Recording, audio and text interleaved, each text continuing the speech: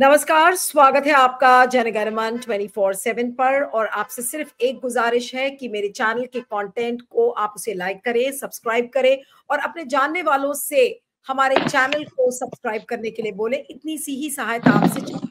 अब इस समय की जो बड़ी खबर है वो ये है कि वॉल स्ट्रीट जर्नल ने एक ट्वीट किया है और उस ट्वीट को आपको स्क्रीन पर मैं दिखाऊंगी।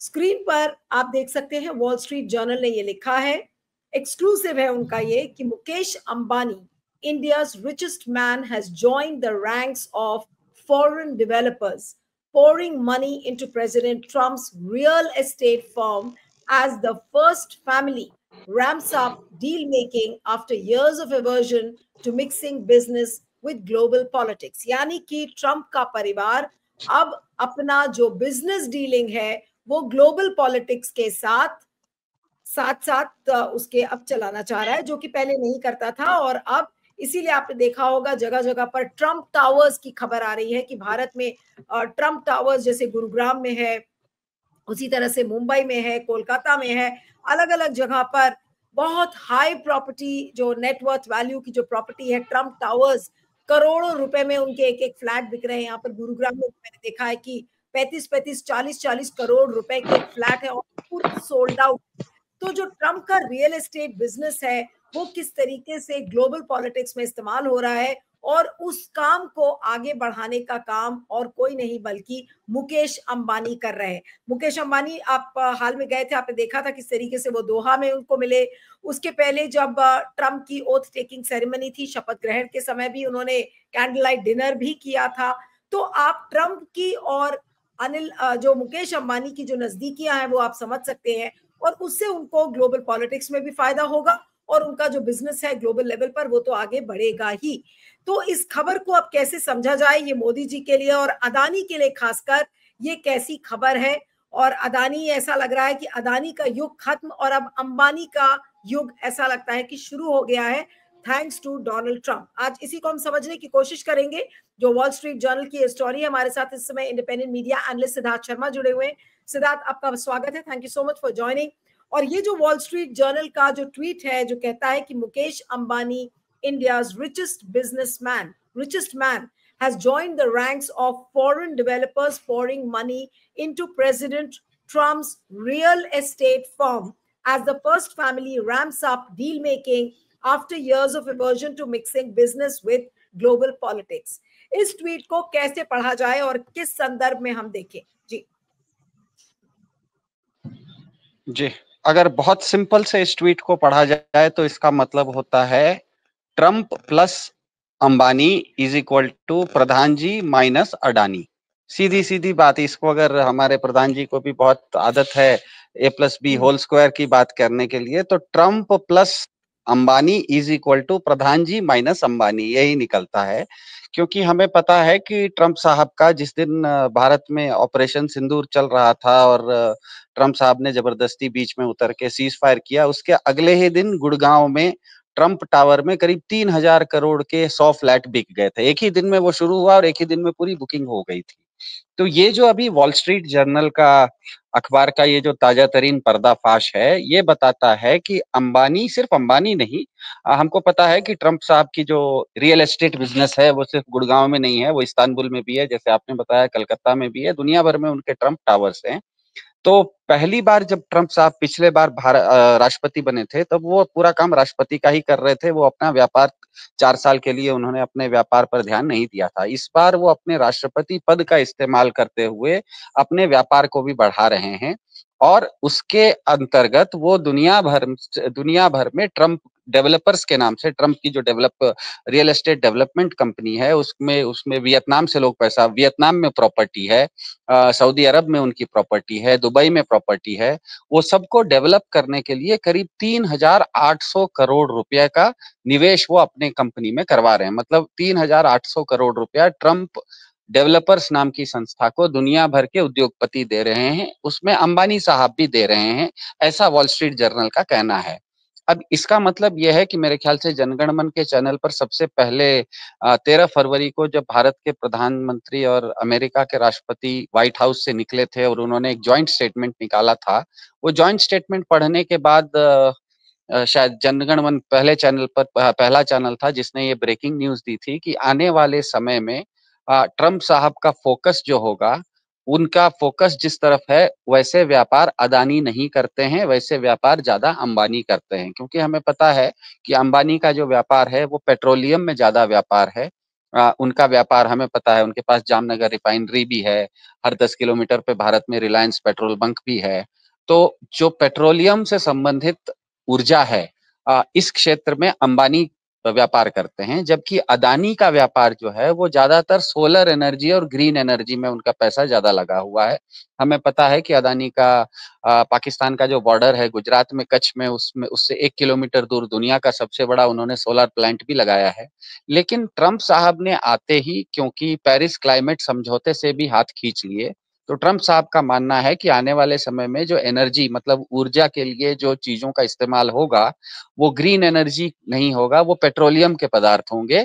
और पेट्रोलियम के पदार्थ में अडानी का निवेश बहुत कम है। अडानी का निवेश नहीं है, लेकिन अंबानी जी का निवेश बहुत है। अंबानी का निवेश बहुत है। तो उसी समय मेरे ख्याल से फरवरी में जनगणमन चैनल पर सबसे पहले जनगणमन चैनल ने बताया था कि आने वाले समय में ट्रंप की जो नीतियां हैं वो अंबानी को ज्यादा लाभ पहुंचाएंगी, ट्रंप की जो नीतियां हैं वो अडानी को कम लाभ पहुंचाएंगी।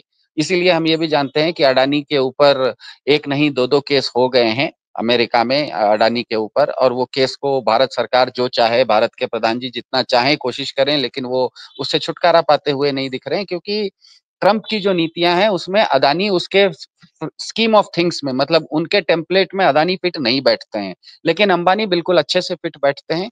इसीलिए अंबानी के साथ हमें पता है कि अभी हाल फिलहाल में कतर की यात्रा हुई थी ये इनकी। बात तो साफ है कि अदानी का जो पूरा इक्वेशन और डायनामिक्स है वो तो मुकेश अंबानी ने खराब कर दिया है। लेकिन जो ट्रम्प टावर्स और जो ट्रम्प का रियल एस्टेट बिजनेस है वो भारत के रियल एस्टेट को कैसे इम्पैक्ट करेगा, भारत की इकोनॉमी को कैसे इम्पैक्ट करेगा। अगर इसमें मोनोपोलाइज कर लेंगे अंबानी तो फिर बाकी रियल एस्टेट वाले क्या करेंगे, वो कैसे पैसे कमाएंगे। भाई ठीक है, उनके तो कॉन्टैक्ट्स हैं, डोनाल्ड ट्रंप के थ्रू उन्होंने अच्छे संबंध बनाए और डोनाल्ड ट्रंप के जो ट्रंप टावर्स है उसमें उन्होंने इन्वेस्ट कर लिया, और बाकी प्रॉपर्टीज जो रियल एस्टेट बिजनेस है उनका, हमारे बाकी जो भाई लोग हैं जो रियल एस्टेट में हैं या फिर जो चाहते हैं कि वो भी ट्रंप के साथ संबंध बनाए और इसी तरीके की एक्सपेंसिव लग्जूरियस और रियल एस्टेट में स्पेंड करे, तो उनके पास तो फिर कोई स्कोप ही नहीं बचा। जी हाँ, मेरे ख्याल से हमें ये समझना है कि ये जो ट्रंप साहब के यहाँ इन्वेस्टमेंट अंबानी ने किया है वो हिंदुस्तान के लिए नहीं किया है। ट्रंप साहब की एक ग्लोबल कंपनी है जो कि दुनिया भर में लैंड डेवलपमेंट करेगी, खास करके वियतनाम में करेगी, सऊदी अरब में करेगी और दुबई में करेगी। उसके लिए उनके पास वहां पे जमीन है, उसको वो डेवलप करना चाहते हैं, उसके लिए उनके पास पैसे चाहिए, पूंजी चाहिए, कैपिटल चाहिए। तो अंबानी जी जो पैसा लगा रहे हैं ये वियतनाम के ट्रंप साहब का जो प्रॉपर्टी है वियतनाम में उसके डेवलपमेंट में लगेगा। ट्रंप साहब की जमीन है सऊदी अरब में, उस पर कोई बिल्डिंग बनेंगे। ट्रंप साहब की कोई अगर बिल्डिंग बनाने की योजना है दुबई में बुर्ज खलीफा से बड़ा, तो उस तरह की कोई बिल्डिंग बनाने में खर्चा होगा। तो मेरे ख्याल से इसमें सीधे भारत में मेरे ख्याल से मुझे नहीं लगता है कि ट्रंप भारत का रियल एस्टेट क्या कहते हैं मार्केट दुनिया के दूसरे रियल एस्टेट मार्केट की जैसे तुलना कि में, वो क्यों गाजा में सपना देख रहे थे, आपको याद होगा एक उन्होंने वो अपना एक वीडियो जारी किया था कि गाजा को वो बहुत रिवेरा की तरह वो बनाना चाह रिवियरा रहे हैं। बनाएंगे। बिल्कुल हाँ, बिल्कुल। तो गाजा को वो रिवेरा बना रहे थे। तो क्या इसी तरीके के प्रोजेक्ट में अब अंबानी नजर आएंगे अलग अलग में, जैसे आपने कहा सऊदी अरेबिया में या वियतनाम में, जहां भी ट्रम्प की प्रॉपर्टी है उसको बिल्ड करने का, डेवलप करने का काम हो सकता है अंबानी को मिले? नहीं, मेरे ख्याल से वो जहां तक मेरी समझ है वो डेवलप करने का काम अंबानी को नहीं मिलेगा। अंबानी का केवल वहां पे पैसा लगेगा, लेकिन क्योंकि कोलैबोरेशन हो जाएगा तो आने वाले समय में ये संभव है कि ट्रंप साहब को अंबानी कन्विंस करें कि आपका अब रियल एस्टेट मार्केट, जिस तरह से आपने वियतनाम में पैसा खर्च किया है, जिस तरह से आप जमीन खरीद रहे हैं सऊदी अरब में, जिस तरह से आपने जमीन खरीदा है दुबई में, वैसा ही जमीन भारत में भी खरीदना चाहिए और वो खरीदने का काम हम करेंगे। तो हम हो ये सकता है कि आने वाले समय में भारत के कुछ जगहों पे, हो कहाँ होगा ये हम नहीं कह सकते, क्योंकि जब ट्रंप साहब गाजा जैसे युद्ध क्षेत्र को भी रिवियरा में परिवर्तित कर देंगे तो हो सकता है कि अंबानी कहें कि हम थार भारत में जो राजस्थान में थार रेगिस्तान है, वहां पर हम कोई एक क्या कहते हैं, दुबई जैसा एक नया शहर खड़ा करेंगे। तो ये सब चीजें बहुत कुछ संभव हैं। मेरे ख्याल से आने वाले अभी जो पैसा लगा है वो भारत के लिए नहीं लगा है, वो जो पैसा लगा है ट्रंप साहब की कंपनी के लिए पूंजी लगी है। लेकिन एक बार जब कोलैबोरेशन हो जाता है तो मुझे लगता है आने वाले समय में ट्रंप साहब के रियल एस्टेट डेवलपमेंट का भारत का जो आउटसोर्स है, मतलब भारत का जो ब्रांच है, वो अंबानी जी के पास होगा। आने वाले समय में मुझे लगता है कि भारत में बहुत जोर शोर से अंबानी की कंपनी, जो अंबानी अभी तक रियल एस्टेट में नहीं थे, हमें पता है कि अंबानी रियल एस्टेट में अभी तक बहुत जोर शोर से नहीं है, लेकिन आने वाले समय में मुझे लगता है कि ट्रंप साहब की कंपनी के लिए उनके फ्रंट के रूप में, ऑफिशियल फ्रंट, मैं कोई यानी अनऑफिशियल नहीं कह रहा हूं, वो एक कोलैबोरेशन होगा। लेकिन भारत में इस तरह का land development real estate market में अंबानी के उतरने की संभावना बहुत ज्यादा है। और अगर अंबानी जैसी कंपनी रियल एस्टेट में उतर गई तो रियल एस्टेट भारत का रियल एस्टेट में जितने भी उस इंडस्ट्री में अभी लोग हैं उससे ये बहुत बड़े होंगे, क्योंकि अपने आप में भी अंबानी पूंजी में बहुत बड़े हैं, और अगर ट्रंप का उनको समर्थन है तो और ज्यादा बड़े हो जाते हैं। तो आने वाले समय में भारत में जो रियल एस्टेट मार्केट में अभी कंपटीशन दिख रहा है, बहुत सारी कंपनियां हैं, अच्छी कंपनियां, मतलब मैं किसी कंपनी का नाम लेना ठीक नहीं रहेगा, लेकिन बहुत सारी हजारों का सैकड़ों कंपनियां हैं। वो सारी कंपनियों से ऊपर एक बड़ी कंपनी, सुपर कंपनी आने की संभावना बहुत वो संभावना मुझे बहुत बलवती अब दिख रही है। एक ऐसा फील्ड था जिसमें कि अंबानी, अदानी, टाटा, गोदरेज, बजाज, इस तरह के बिरला, बड़े बड़े कंपनियां भारत में जितने भी उद्योगपति हैं वो कहीं पर भी रियल एस्टेट में सीधे उतरे हुए नहीं थे। बहुत बड़ी बड़ी कंपनियां रियल एस्टेट में नहीं उतरी थी, वो मैन्युफैक्चरिंग में उतरी हुई थी, वो कुछ चीजें बनाती थी, वो जमीन के धंधे में नहीं थी। लेकिन आने वाले समय में एक परिवर्तन होने वाला है कि रिलायंस जैसी कंपनी संभव है कि भारत में बहुत बड़े स्तर पे रियल एस्टेट में उतरे।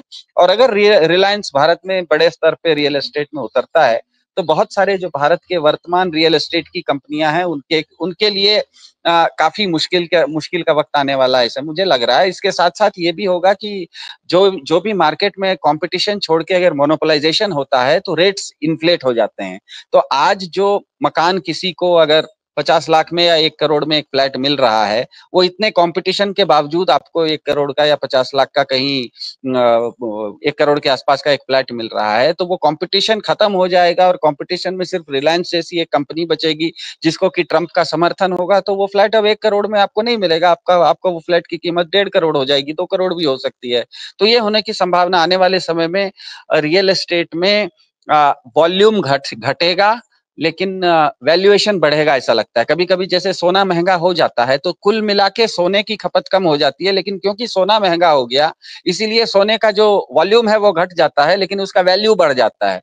तो आने वाले समय में मुझे लगता है कि भारत में रियल एस्टेट का एक जी। लेकिन क्या इसका मतलब ये है कि ये एक नए युग की शुरुआत है, जहां पर मोदी और अदानी के युग का अंत और ट्रंप और अंबानी के युग की शुरुआत हो रही है, और उसमें यहाँ से नए नए ओपनिंग्स खुलेंगे? हाँ, ये तो मेरे ख्याल से बिल्कुल स्पष्ट हो गया था जिस समय ट्रंप का जो सेकंड एडमिनिस्ट्रेशन ओथ ले रहा था, जब वो शपथ ले रहा था, तो उसमें भारत के सरकार की ओर से कोई नहीं गए थे, अदानी भी नहीं गए थे, लेकिन अंबानी गए थे। अभी हाल फिलहाल में हमने देखा कतर में वो किसी काम से आए हुए थे, उनका एक बहुत बड़ा गाला डिनर था, उसमें न तो भारत के प्रधानमंत्री जी गए थे, न तो अडानी गए थे, लेकिन अंबानी गए थे। तो अंबानी का ट्रंप परिवार के साथ एक अलग सा उनका एक संबंध है, ये हम सबको पता है। अब वो संबंध, अभी तक जो वो संबंध था वो व्यक्तिगत रूप से मित्रता के रूप में था, लेकिन अब वो संबंध व्यापार में भी आ रहा है, व्यापारिक एक दूसरे के साथ पार्टनरशिप भी हो रही है। और ऐसा पार्टनरशिप अगर होगा तो स्वाभाविक है कि इससे पहले जो भी मीडिया क्या कहते हैं उद्योगपतियों के साथ, सत्ता के साथ, देखिए सत्ता और पैसा भारत में, पैसे से सत्ता बनती है और सत्ता से पैसा बनता है, ये दोनों सत्ता और पैसे का बहुत निकट का गठजोड़ है भारत में, हम सबको पता है, बहुत पहले से है, अभी अभी तक वो जारी है। पिछले 10 साल में ये जो सत्ता और पैसे का गठजोड़ था वो सीधे सीधे भारत में जो अभी सरकार है भाजपा की और अडानी के बीच में जो संबंध है उससे दोनों के बीच में था। लेकिन अब ये लग रहा है कि वो चीज अडानी खत्म हो रहे हैं और दूसरी तरफ अंबानी आ रहे हैं, लेकिन अंबानी जो आ रहे हैं वो भारतीय सत्ता के बल पर नहीं आ रहे हैं, वो विदेशी सत्ता के बल पर आ रहे हैं, वो ट्रंप के भरोसे आ रहे हैं। और हमें पता है कि जब से ऑपरेशन सिंदूर के समय भारत ने अचानक सीज फायर एक्सेप्ट कर लिया, तब से भारत के प्रधान जी का जो ब्रांड वैल्यू है उनका जो क्या कहते हैं उनकी जो क्रेडिबिलिटी, ब्रांड वैल्यू, जिसे क्रेडिबिलिटी तो मैं नहीं कहूंगा, लेकिन उनकी जो इंटरनेशनल ब्रांड वैल्यू है वो कम हो गई। आज वो G7 में भी दिख गया कि G7 में उनको बुलाया तो गया, लेकिन उनका फोटो नहीं लिया गया, बाकी लोग आपस में बैठ लिए। ये हुआ इसीलिए क्योंकि जैसे ही आपने किसी दूसरे के कहा हुआ सीज फायर को आपने मान लिया, आप अपना वजूद खो दिए हैं। तो ऐसे समय में जब इनका भी वजूद नहीं है, अडानी का धंधा जिसमें है उसमें ट्रंप का धंधा नहीं है, ट्रंप का जिस चीज में धंधा है उसमें अडानी का संबंध है, तो अब आने वाले समय में ये जो भाजपा और अडानी इन दोनों का संबंध है, ये धीरे धीरे कम हो जाएगा और ट्रंप और अंबानी का संबंध ज्यादा प्रोमिनेंट होकर दिखने की संभावना ज्यादा दिख रही है। अदानी का फ्यूचर आपको क्या लगता है? अगर डोनाल्ड ट्रंप के रियल एस्टेट में कोलैबोरेशन कर रहे हैं अगर अंबानी, तो इसका मतलब अब अदानी का खेल अब पूरी तरह से खत्म कर दिया है और आज ये संकेत पूरी तरह से साफ दिख रहा है।